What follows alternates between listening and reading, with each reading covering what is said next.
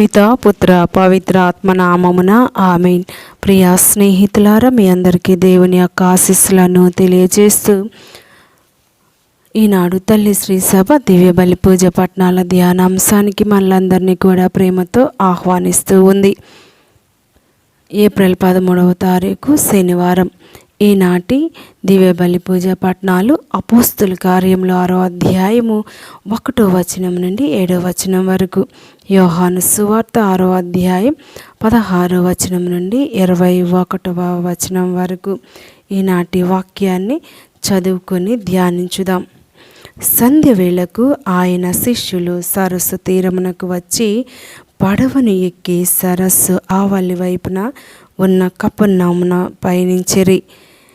అంతలో చీకటి క్రమ్మెను, కానీ యేసు వారి యొద్దకు ఇంకా రాలేదు.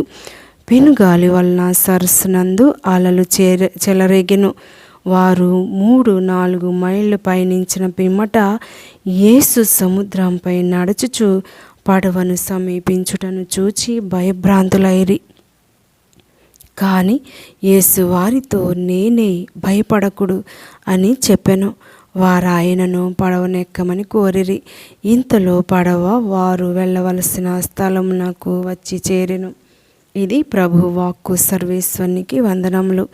ప్రభుని సాన్నిధ్యానుభూతి ఒక్కొక్కరి జీవితంలో ఒక్కొక్క రకంగా ఉంటుంది.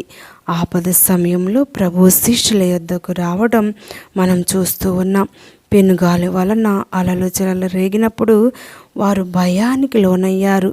ఆపదలో ఉన్నామని గ్రహించారు. భయభ్రాంతులైన వారి దగ్గరకు అత్యద్భుతముగా నీటిపై నడిచిన ప్రభువుని మనం చూస్తూ ఉన్నాం. ప్రభుని నమ్ముకొని అనేక మంది జీవితాల్లో ఇప్పటికీ అనుకోని విధంగా ఆశ్చర్యం కలిగించే విధంగా ఆయన అద్భుతాలు చేస్తూ ఉన్నారు. ఎంతోమంది ప్రార్థనా సమావేశాల్లో, టీవీ ఛానల్లో సాక్ష్యం చెప్పటం మనం చూస్తూ ఉన్నాం. ఏదైనా ఆపదలో నీవు ఉన్నావా, అపాయంలో ఉన్నావా? అనేక మంది జీవితాల్లో అద్భుత కార్యములు చేసిన ఆ ప్రభు నీ జీవితంలో కూడా నీవు కని విని ఎరుగని రీతిలో నీకు సహాయం చేస్తారు. ఈ సత్యము గ్రహించుము. యేసు నీటిపై నడక, 5,000 మందికి ఆహారం, అద్భుతము. తరువాత ప్రజలు వెళ్ళాక శిష్యులు ఒక పడవపై సరస్సు ఆవలి వైపున ఉన్న కపెర్నౌమునకు పయనమయ్యారు. ప్రార్థించుటకై యేసు ఏకాంతంగా పర్వత ప్రాంతమునకు వెళ్ళాడు. ప్రార్థన అనగా తన తండ్రి దేవునితో సంభాషించుట, తండ్రితో తన బంధాన్ని బలపరుచుకొనుట, తన ప్రేషిత కార్యమునకు బలమును చేకూర్చుకొనుట. సాయం సమయమునకు ఆ పడవ సరస్సు మధ్యకు చేరినది. యేసు మాత్రం తీరముననే ఒంటరిగా ఉన్నాడు. గాలి ఎదురుగా వీచుటచే శిష్యులు శ్రమ పడుట యేసు చూశాడు. ఈ సన్నివేశం మన జీవితాల్లో కూడా తరచుగా సంభవిస్తూ ఉంటుంది. మన విశ్వాసం ఊగిసలాడుతూ ఉన్నప్పుడు, కష్టాలు, శ్రమలు వచ్చినప్పుడు దేవుడు లేడని, మనకు ఎక్కడో దూరంగా ఉన్నాడని, మన ప్రార్థనలను ఆలకించడం లేదని భావిస్తూ ఉంటాం. ఇలాంటి సమయంలో మొదటిగా మనం చేయాల్సినది ప్రార్థన. ప్రభువు ఎల్లప్పుడూ మన చేరువలోనే, దరిలోనే ఉన్నారు. సముద్రంపై వచ్చు యేసును చూసి శిష్యులు భయభ్రాంతులైనారు. కానీ యేసు వారితో, నేనే, భయపడకుడు అని చెప్పాడు. ఒక్కోసారి భయం మన విశ్వాసాన్ని జయిస్తుంది. అలాంటి సమయంలో విశ్వాసం కొరకు ప్రార్థన చేయాలి. ప్రేమ యందు భయం ఉండదు.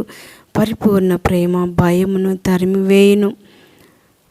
యోహాను రాసిన మొదటి లేఖ 4వ అధ్యాయం 18వ వచనం. భయపడవాడు క్రీస్తును, ఆయన ప్రేమను గుర్తించలేరు. శిష్యుల హృదయములు కఠినమాయెను.